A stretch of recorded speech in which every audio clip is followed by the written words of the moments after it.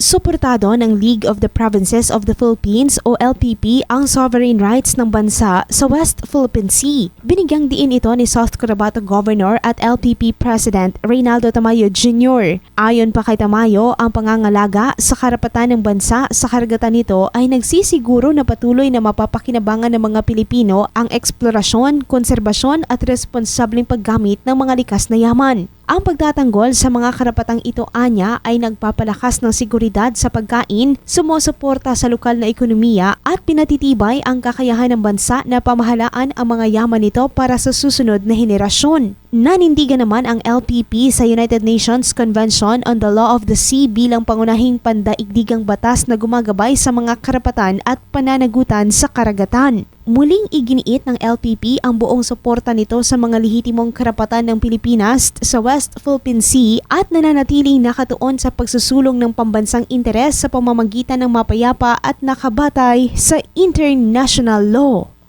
Grace Torreta, NDBC, Bida Balita.